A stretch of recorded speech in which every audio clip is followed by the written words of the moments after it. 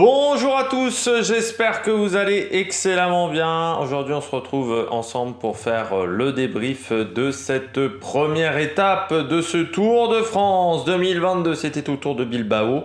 Il y avait notamment la côte de Piquet. On se disait, bon, est-ce que l'étape va être vraiment animée? On est quand même le premier jour de course, même s'il y a un maillot jaune à la clé. Eh bien, les leaders avaient hâte que ce Tour de France commence. N'hésitez pas à vous abonner à la chaîne, à réagir dans les commentaires, à mettre un pouce bleu, à partager la vidéo sur les réseaux sociaux, notamment auprès de vos proches. Si vous pensez que ça peut les intéresser, dans les commentaires, n'hésitez pas à me dire qui vous a plu, qui vous a déçu. Quand vous vous abonnez à la chaîne, vous pouvez rajouter la petite cloche, comme ça vous êtes au courant des dernières vidéos qui sortent sur la chaîne, notamment des vidéos cyclisme.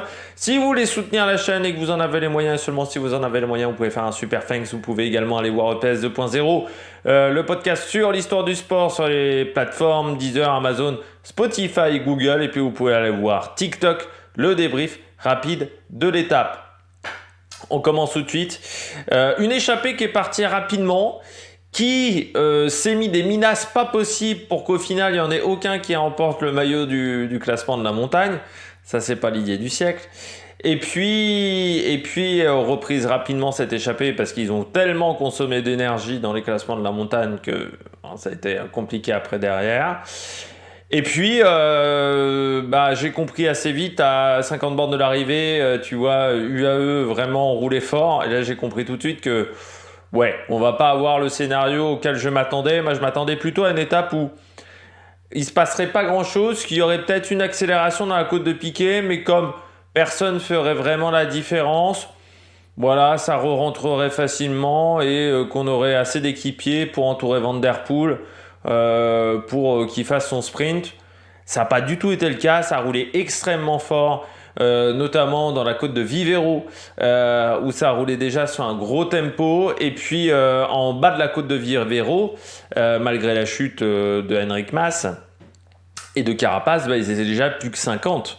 Il y en avait déjà perdu vraiment une grande partie du peloton. Et après, dans la côte de Piquet, ça a vraiment pété dans tous les sens, il faut bien le dire. Comme on avait vraiment des images du Tour du Pays Basque, parce que c'est vraiment le type de montée typique du Pays Basque, et alors là, ça a mis des menaces entre Pogačar, et puis après, ça s'est un peu regardé, et puis Simon Yates en a profité avec Adam Yates pour s'échapper.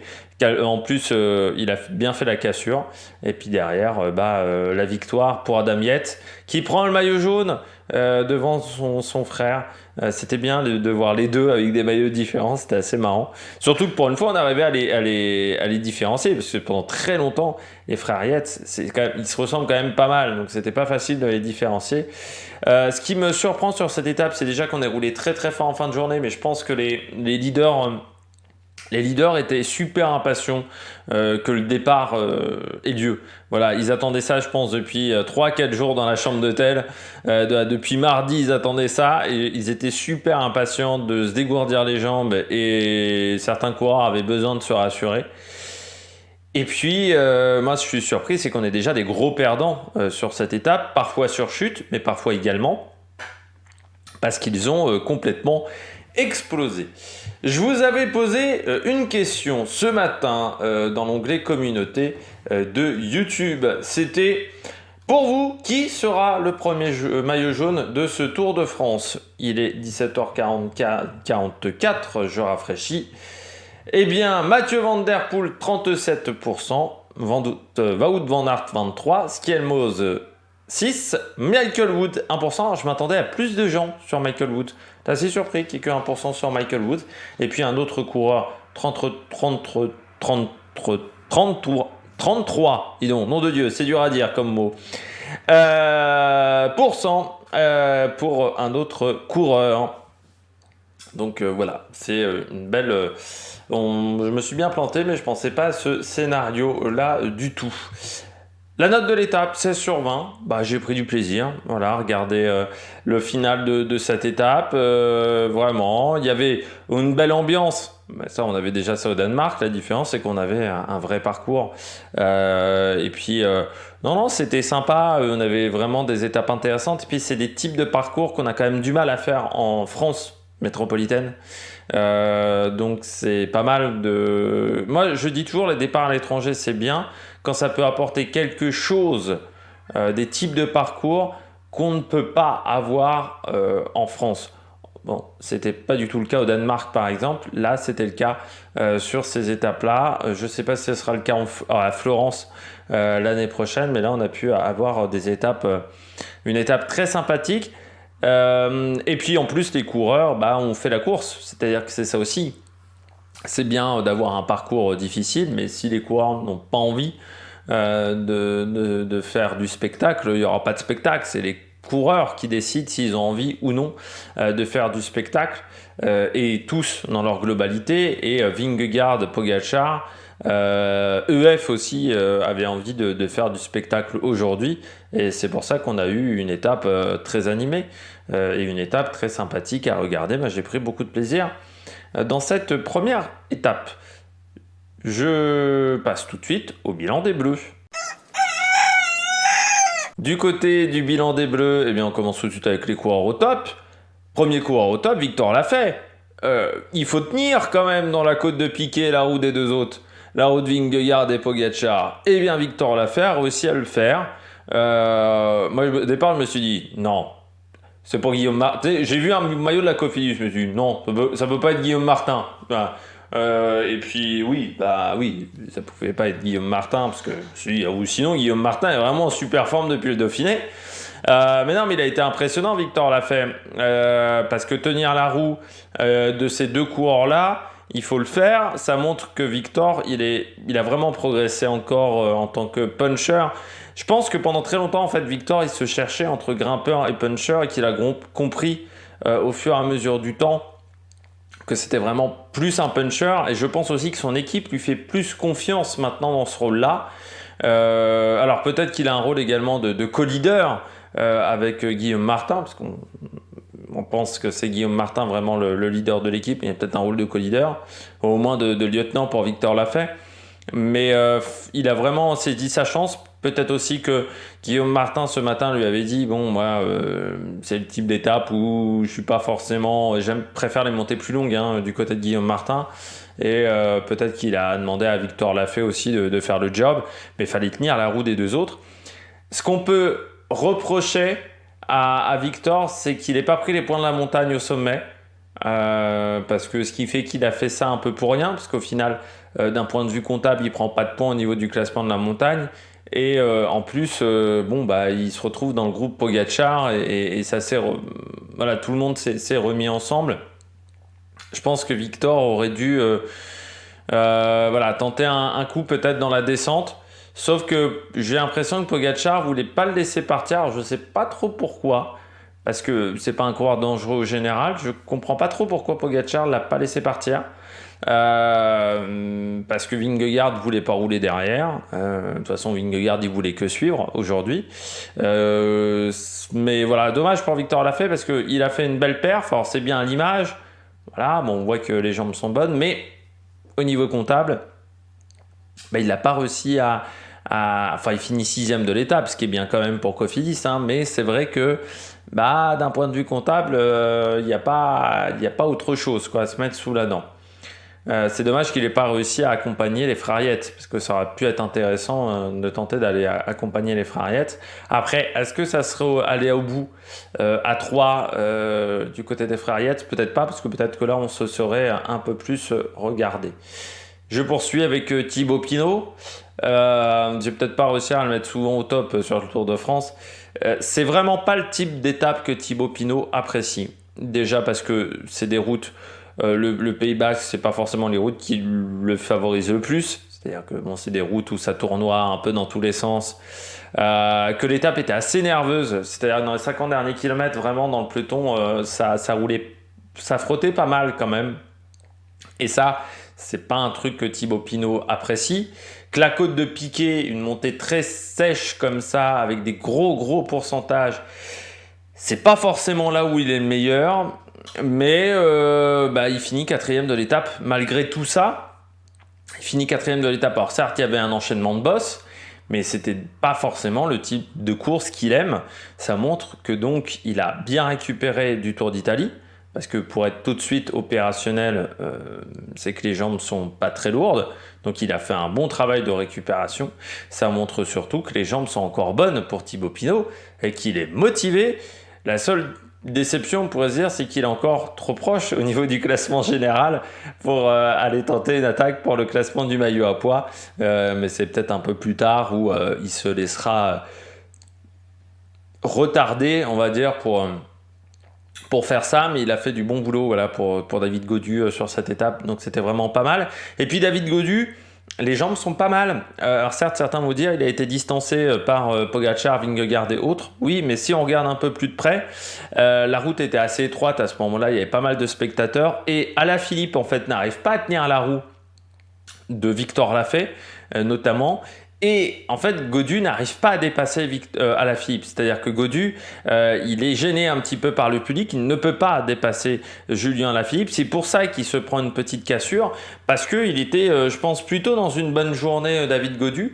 Les jambes ont plutôt l'air d'être pas mal. Alors que du côté de Madouas, on était un peu plus derrière. Mais c'est vrai que Madouas n'aime pas frotter non plus. Donc s'il était mal placé, forcément, c'était un peu compliqué pour lui, mais je trouve que Gaudu était pas mal, bien entouré en plus, avec un Pinot qui est en forme, ça peut faire un bon Tour de France pour David Gaudu. On verra ça dans les jours à venir, hein, parce que là, faut pas non plus faire trop de plans sur la comète. Alors oui, ce soir, il y a des mecs qui ont perdu la course, mais par contre,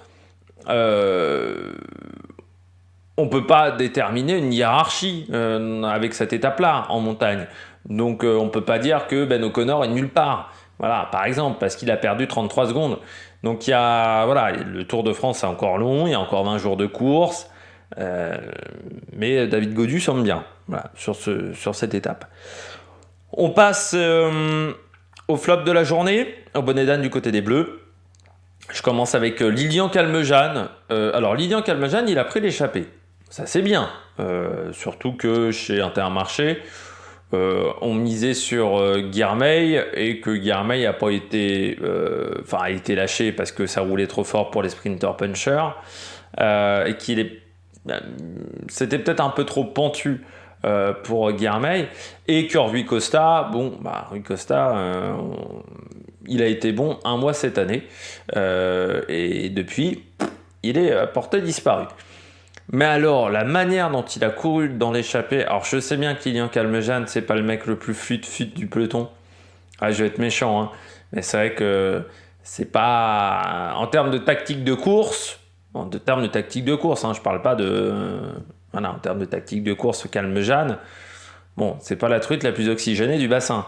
C'est-à-dire qu'il a un peu tendance à courir un peu à l'envers, c'est-à-dire à faire un peu du n'importe quoi assez souvent, Lilian Calmejane. Et là, mais à quel moment tu te dis que tu vas attaquer pour le classement de la montagne pour 1 point, hein, je rappelle. Hein. La première côte, c'était 1 point à 1 km 700 du sommet de la Bosse. Enfin, sans déconner, quoi. Je sais pas à des moments, je sais pas ce qui se passe dans son cerveau à Calmejane. Mais depuis très longtemps, hein. Vraiment, je me suis... Même quand il a gagné sur le Tour de France, en 2007-2018, il fait des saisons intéressantes.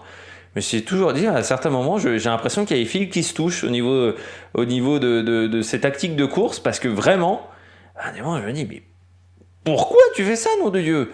Pourquoi tu te lances à 1 km 700 de l'arrivée ? Donc, au final, il ne prend pas les points de classement de la montagne. Ça a un peu désorganisé l'échappée, qui n'a jamais été super bien organisée aujourd'hui.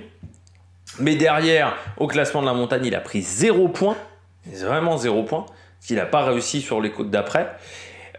Et en plus, même au niveau du sprint d'intermédiaire, il finit 4e du sprint d'intermédiaire. C'est-à-dire que d'un point de vue comptable, cette échappée, il a montré le maillot, hein. À part ça, ça n'a pas été foufou. Alors, circonstance atténuante quand même pour Calmejane, ça fait depuis quelques années qu'il n'a pas fait le Tour de France, donc il avait envie depuis le début de saison, c'était vraiment son objectif de début de saison. Quand il a été recruté chez Intermarché, je me souviens de son interview, où il disait « Mon objectif, c'est de refaire le Tour de France ». Il a peut-être été un peu trop excité aujourd'hui. C'est vrai qu'il n'a pas bien couru dans l'échappée, et je pense que le fait qu'il y avait une mauvaise ambiance dans l'échappée, c'est peut-être aussi le fait qu'en attaquant 1 km 7 de l'arrivée, il n'a pas aidé à avoir une cohésion au niveau de cette échappée. Le fait qu'en plus, il n'y avait jamais eu beaucoup d'avance. Hein. L'échappée a eu, je crois, 1,45 d'avance au maximum, donc ce qui n'était pas énorme. Vraiment, on leur a jamais laissé le temps d'espérer, donc ça aurait été bien de prendre des points au niveau du classement de la montagne. Mais j'ai envie de te dire que dans cette échappée, on n'a quand même pas super bien couru, parce que, bon, il n'y en a aucun qui prend le maillot à poids ce soir, ce qui est quand même, voilà, je pense qu'il y avait quelques points quand même au fur et à mesure de la journée.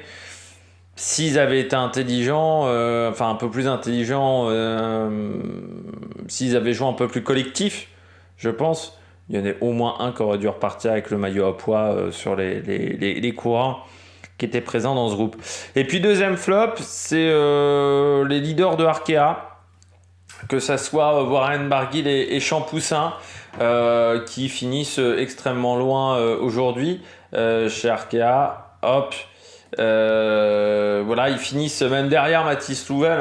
Warren Barguil finit 85e à 9,42, c'est-à-dire au niveau de Lutsenko. Clément Champoussin finit à 11,45. Alors, grande question. Et Gugelmi, lui, était dans l'échappée aujourd'hui. Il est 7e au niveau du classement du sprint et 10e au niveau du classement de la montagne. Il a pris un petit point. Du côté des leaders de Arkea, alors est-ce que c'est une stratégie de perdre du temps avant les Pyrénées pour pouvoir partir en échappée dès les Pyrénées avec l'objectif d'aller chercher une étape, ce qui peut être une stratégie parce que c'est vrai que raisonnablement Warren Barguil et Champoussin ils vont pas jouer le général de ce Tour de France. Warren Barguil c'est plus quelque chose qui l'intéresse et si c'est pour faire 15e du général je vois pas l'intérêt. Champoussin c'est un peu irrégulier quand même depuis le début de saison et bon, vu sa saison 2022 je pense que c'est un peu léger du côté du classement général, mais c'était quand même un parcours qui pouvait leur convenir aujourd'hui. Warren Barguil a déjà été bon sur la Flèche Wallonne notamment. Champoussin a parfois été bon, notamment sur les championnats de France où il a roulé fort sur un parcours qui était à vallonné aussi. Donc je m'attendais à les voir dans les premiers groupes. Je m'attendais plutôt à les voir distancer dans les Pyrénées ou même demain qu'aujourd'hui. Alors après, est-ce que c'était une stratégie, encore une fois, pour un futur maillot à poids ? Dans ce cas-là, je dirais chapeau parce qu'ils ont perdu du temps et qu'ils ont bien joué le confinement. Si par contre c'est une panne de jambes, le Tour de France risque d'être long pour Arkea Samsic parce que bon, il y a Mozzato quoi, mais t'as pas non plus 150 cartes et Mozzato, ça peut être compliqué quand même de faire mieux que top 5 sur certaines étapes quoi. Ça peut être un peu difficile pour lui. On passe tout de suite aux coureurs au top. Attaque de Marlou. Du côté des coureurs au top, je commence avec Adam Yates. On parlera de Simon un peu plus tard. Adam Yates. C'est bien quand ça se passe comme ça. Je pense que, avec son frère, je pense que c'est quelque chose dont ils avaient toujours rêvé dans leur carrière, de se retrouver dans cette situation-là. Sur le Tour de France, en plus on parle quand même de l'une des plus grosses courses au monde, peut-être la plus grosse course au monde en termes de niveau, et cette année en plus il y a un très très gros niveau et je pense que ils s'étaient absolument ils avaient tout le temps rêvé de ça, sauf que déjà à une époque ils étaient dans la même équipe et souvent ils n'étaient pas alignés ensemble, et ensuite ils sont partis dans des chemins un peu différents. Et parfois avec des niveaux de forme qui étaient un peu différents aussi. C'était pas toujours facile pour les frères Yates. Et là, que ça se goupille comme ça presque. Je dirais pas que ça a presque été facile, mais quand ils sont partis en échappée, on a eu le sentiment que ça s'est fait naturellement entre les deux, que presque il y avait une connexion, un truc un peu différent avec d'autres coureurs. Et puis après, de toute façon, leur seule chance, c'était de collaborer ensemble. Et ils ont été assez intelligents pour pas se tirer dans les pattes l'un comme l'autre. Mais ça, j'avais pas vraiment de doute là-dessus. Et comme derrière, ça s'est un peu regardé, ça a profité aux deux. Je pense que Simon Yates, il a fait une erreur, c'est qu'à 1 km 2, il se retrouve en tête. Et en fait, il va pas passer de relais à Adam Yates quasiment jusqu'aux 600 mètres. C'est-à-dire qu'il a bien fait 500-600 mètres, vraiment en tête, notamment la portion où il y avait les épingles. C'est Simon Yates qui est en tête. Et là, je pense qu'il a un peu mal joué parce qu'Adam Yates est resté dans sa roue et donc a pu profiter vraiment du travail de son frère à ce moment-là. Et je crois qu'il y avait un peu de vent de face à ce moment-là. Donc il a vraiment pu profiter du travail de son frère. Et après, Adam a été très très bon. Enfin voilà, très belle victoire de Adam Yates. Maillot jaune, c'est son premier maillot jaune dans sa carrière. Et puis, pour UAE, c'est pas mal parce que ça les met déjà dans une belle dynamique. Alors oui, est-ce qu'ils vont défendre ce maillot ? Ça, c'est la grande question parce que c'est vrai qu'ils vont devoir bosser techniquement pour ce maillot. Mais ça met forcément confiance à Adam Yates. C'est bien pour Adam Yates, mais en même temps, il faut faire attention parce que ça peut arriver parfois ne pas avoir le syndrome Anaïs Chevalier sur les derniers Jeux Olympiques d'hiver. C'est-à-dire qu'Anaïs Chevalier, elle a remporté 2 médailles sur les 2 premières courses et ensuite elle s'est écroulée sur les courses d'après parce qu'elle l'a dit après en interview qu'elle avait déjà réussi son objectif en biathlon. C'est-à-dire son objectif c'était d'avoir des médailles aux Jeux Olympiques, qu'elle avait réussi son objectif et qu'après elle s'était, on va dire, démobilisée sur le reste de la course. J'espère que ça ne va pas arriver à Adam Yates parce que là, maillot jaune et qu'ensuite il ne va pas se démobiliser parce qu'il a encore un énorme travail à faire et un travail d'équipier. Parce qu'on a compris là que Pogačar il était au niveau, que Pogačar il était dans les clous et qu'il était en forme. Enfin, si les gens ont encore des doutes ce soir, je crois qu'il faut s'acheter des lunettes, vraiment, chez Chris, partenaire du maillot blanc. Mais vraiment, parce que là, du côté d'Adam Yates, enfin du côté de Pogačar, je crois qu'on a compris qu'il était solide. Je crois qu'on a compris aussi que l'équipe UAE, c'était un niveau au-dessus quand même de la Jumbo et surtout que l'équipe UAE avait progressé par rapport aux années précédentes, notamment Großschartner. Ça va être un atout de poids dans cette formation. Je rappelle qu'il a fait quand même un super Paris-Nice. Michael Berg qui a encore pris de la caisse. J'ai presque envie de dire qu'on n'a pas vu Maïka et que Marc Solé, on ne l'a pas vu tant que ça non plus. Ces 2 coureurs-là, bon, il a un peu emmené avant la côte de Vivero ou non, c'était avant la côte de Piquet, je ne sais plus. Il a emmené sur une phase de transition, je crois que c'était avant la côte de Piquet, Marc Solé.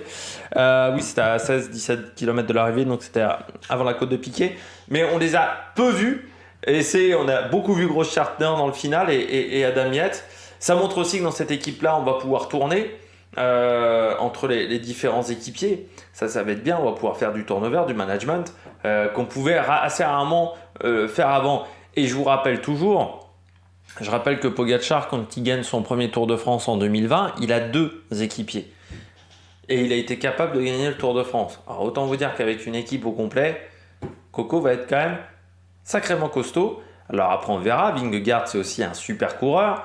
Encore une fois, la hiérarchie en montagne, on était sur une petite côte, c'était 1 kilomètre, c'était un temps d'effort qui était très particulier. C'est pas les montées qu'on aura dans les Alpes, c'est pas le Puy-de-Dôme non plus. Mais du côté de Pogačar, si certains avaient des doutes sur l'état de forme du gamin, il est en sacrée forme. Belle perf également de Michael Woods. Alors le maillot d'Israël, c'est pas le plus réussi au monde, le maillot spécial Tour de France d'Israël. Mais comme il a une marque rouge, maintenant on le reconnaît un petit peu plus facilement par rapport à d'autres. Mais du côté de Michael Woods, il confirme sa bonne route d'Occitanie. Il continue, on va dire, sur sa lignée.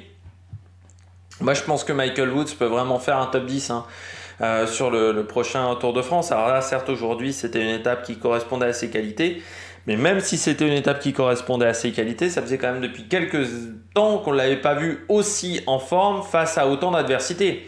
Là, il a quand même mis une peignée à des mecs comme Alaphilippe, comme Van Der Poel sur ce terrain-là. C'est depuis longtemps que Michael Woods était quand même plutôt un ton en dessous d'un Alaphilippe, d'un Van Der Poel, d'un Pogačar, d'un Vingegaard. Là, il a réussi à être au niveau de ces coureurs-là, à être au niveau de Gaudu, à être au niveau de tous ces mecs-là.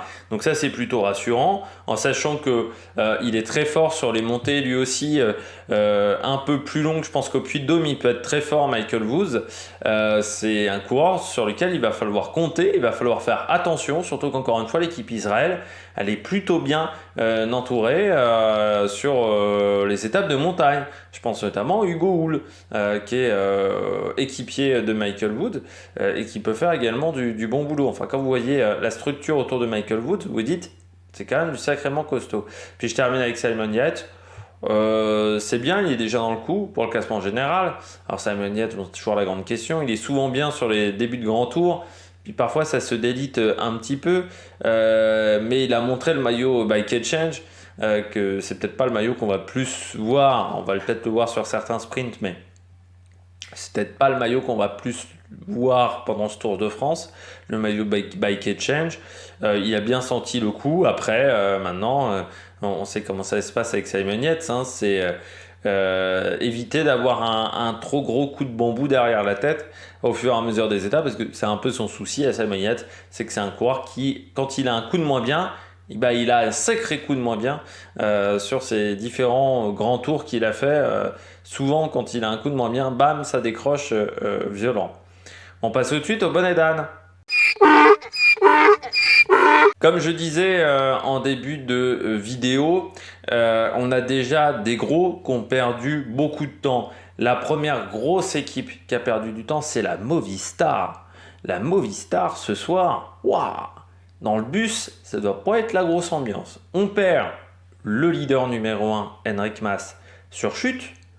Alors je pense que c'est soit poignet, soit omoplate, soit clavicule, parce que bon, de toute manière, quand tu vas voir directement le docteur Florence Pommery, c'est rarement bon signe.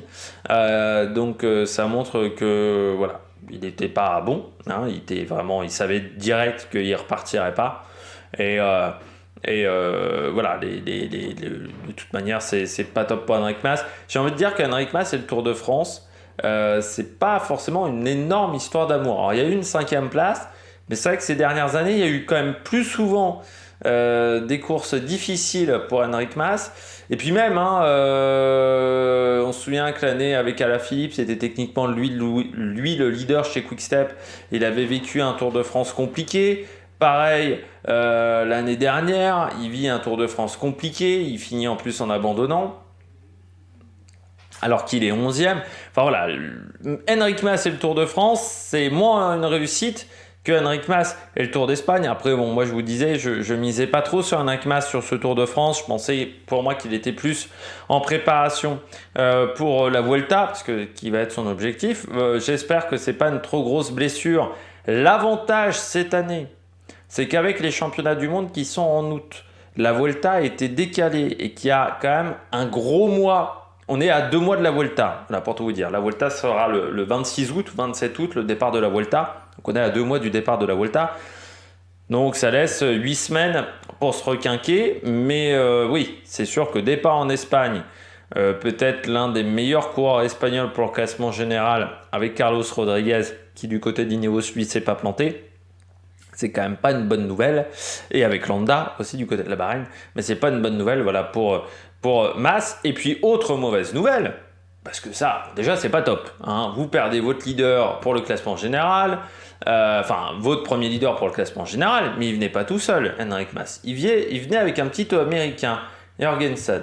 Et ben, Matteo Jorgensen, je ne sais pas ce qui s'est passé aujourd'hui. Il perd 2 minutes 48. Il finit avec Mathieu Burgodeau et Mathis Louvel.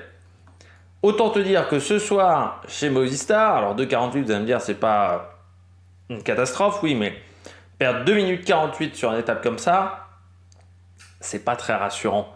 C'est pas très rassurant, surtout que tu finis derrière Großschartner chez UAE, derrière Poles, mais qui a fait un énorme effort pour récupérer le maillot de la montagne. Voilà, c'est pas fantastique, quoi, très clairement. Pour lui, donc il va falloir voir, mais c'est vrai que pour Matteo Jorgensen, c'est pas une bonne journée. Il perd également du temps au niveau du maillot blanc, alors qu'il y a des concurrents pour le maillot blanc qui ont fait une belle paire. Je pense notamment à Tobias Aland du Johannessen, qui est dans le groupe, on va dire, des favoris qui ont perdu un petit peu de temps, mais Carlos Rodriguez est dans le groupe à 12 secondes, Skiel Moseux est dans le groupe à 12 secondes. Ce sont des coureurs qui jouent le classement du meilleur jeune. Donc c'est vrai que tu prends déjà beaucoup de retard sur ces coureurs-là. 2 minutes sur une étape comme ça qui n'était pas non plus l'étape la plus dure au monde. C'est pas une bonne nouvelle. Alors on va voir, est-ce qu'il a eu du mal à démarrer, à relancer la machine, hein. Ça c'est une grande question. C'est pas totalement perdu. Ce Tour de France va pas... il y aura peut-être... Ça sera peut-être l'écart entre le 9e et le 10e du général de 38. Mais c'est quand même pas une bonne opération aujourd'hui. Et puis ça te met pas en confiance, ça met pas en confiance tes équipiers.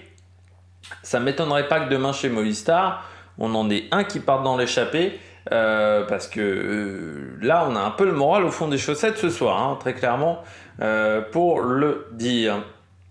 On poursuit avec Carapaz. C'est l'autre grand perdant de la journée. Avec EF, pas une très grande journée d'EF, hein, si on regarde aussi en général, parce qu'ils ont quand même un peu roulé.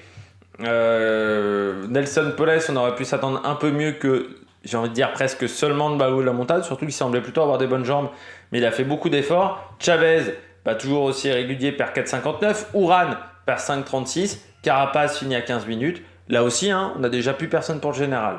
Ce soir, à part Poles, et bon, quel va être son objectif? Est-ce que ça va être le classement de la montagne ou le général? Ça, on verra peut-être dans les jours à venir, mais Chavez, Uran a plus de 5 minutes après une étape, c'est déjà pas bon, et encore plus pour Carapaz. Surtout que Carapaz, c'est pas une bonne nouvelle parce que il tombe donc avec Henrik Mas dans une descente qui n'était pas non plus hyper technique, mais j'ai l'impression qu'il y en a un ou deux qui a mordu l'herbe et qui a fait tomber les autres dans l'affaire, enfin l'autre dans l'affaire. Et du côté de Carapaz, il a voulu reprendre le vélo tout de suite, mais déjà il boitillait légèrement. Et ensuite, il a mis beaucoup de temps avant de repartir. Alors touché soit au genou, soit au bassin, mais il sentait une douleur. Et ensuite, le coup de pédale sur la dernière portion de course, hein, parce qu'il a fait 20 bornes, grosso modo, hein, à peine 20 km. Il perd 15 minutes en 20 km, donc c'est pour vous dire que vraiment, ça a été compliqué pour lui le redémarrage. Et il souffrait énormément, et moi j'ai peur que demain on ne le voit pas au départ de l'étape Carapaz. Et de toute manière, vu comment il a souffert, on va pas le revoir avant les Alpes, hein, au niveau d'aller chercher une étape du côté de Richard Carapaz. Enfin, me semble-t-il qu'il souffrait énormément et c'était très très compliqué, quoi. Mais oui, c'est une mauvaise journée pour cette formation EF. Là aussi, hein, je pense qu'on est un petit peu passé à côté de sa course. Quand on vient avec un collectif aussi solide, ne plus avoir grand monde, ne plus qu'avoir qu'un coureur quasiment pour le général au soir de la première étape, c'est pas top. Hein. Je comprends pas pourquoi on n'avait pas fait comme chez UAE, c'est-à-dire laisser soit Chavez et Carapaz, soit Carapaz et Poles, soit Carapaz et Uran dans un système de co-leader. Parce que oui, ça a été très compliqué. On a perdu beaucoup de temps dans l'affaire. C'est une mauvaise nouvelle pour cette formation. Voilà. En plus, on avait l'impression à un moment, il y avait Chavez qui était juste derrière Poles. On se disait, c'est Chavez qui va prendre les points du classement de la montagne. Après, au final, c'est Poles qui fait l'accélération face à Zimmermann. On avait un peu l'impression qu'il n'y avait pas trop de stratégie chez EF dans la voiture aujourd'hui. Et puis je termine avec une autre équipe qui fait pas la bonne opération du jour, mais surtout un coureur. Alors lui, il peut même pas dire qu'il y avait l'option chute, parce qu'il n'est pas tombé ou soit on a mal vu. Il y a l'option problème mécanique sur son vélo. C'est Lutsenko. 9 minutes 40 de perdu aujourd'hui pour Lutsenko, qui a explosé avant la côte de Vivero, c'est-à-dire au début de l'avant-dernière côte de la journée, il a complètement explosé. Alors il faut savoir déjà que son changement de vélo a pris 1 minute 30, parce qu'au départ il devait juste lui changer la roue arrière, puis au final ils lui ont changé le vélo complet. Alors est-ce qu'il y avait un problème technique sur son vélo de type dérailleur, de type capteur de puissance qui marchait pas correctement? Voilà, il y a plein de choses qui peuvent... Maintenant, il y a pas mal d'électronique dans un vélo, donc il y a pas mal de trucs qui peuvent déconner.